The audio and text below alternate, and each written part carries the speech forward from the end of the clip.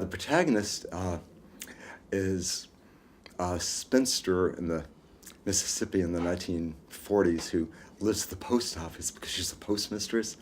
And the story she tells about why she's living there because her family is so crazy they've driven her out. She has a sister who she's an intense rival with who stole her boyfriend and went off and married him and then came back with a child. She has a mother who's starts off being sympathetic, but whose favorite is really the sister who ran off with the boyfriend. And she has a grandfather who's one of these small, sort of these family patriarchs who's ancient and nearly deaf and tyrannizes everybody. And she has an uncle who's a pharmacist and who on this day the opera takes place has just drunk one of his prescriptions, so he's behaving really erratically. So it's a kind of crazy cast of characters.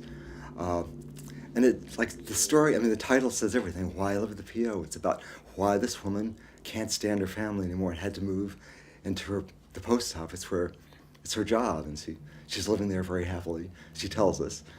And so the opera's basically told a flashback about what got her to that point. Well, for me, one of the challenges of opera is finding a librettist because there's so many operas that are sunk by mediocre librettos that don't really work. So that's always been one of my things I've been looking for. And I was a composer in residence at Tapestry New Opera, about 15 years ago. And I met Michael O'Brien, whose specialty is adapting literary works for the stage. And he'd done some other librettos, and so we decided to work together on this. And I think it's really crucial to have somebody who understands theater doing the libretto.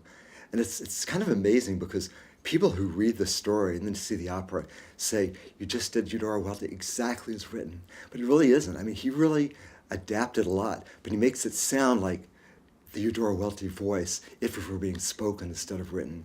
And I think that's just genius. I think it's brilliant how he does that because it sounds just like her, but it really isn't quite what she wrote, but it is what those characters would have said had they been speaking and it were not something you're reading on a page. So yes, librettist is really crucial. Well, it just kind of started. I was 9 years old and I just started hearing songs in my head.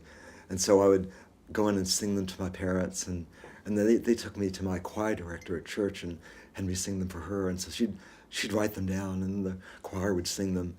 And it just kept happening. And so it's not even something I chose. It just felt like this is the path that's there. And so I kept composing and I went to school at Oberlin and it was probably a really bad time to be a composer.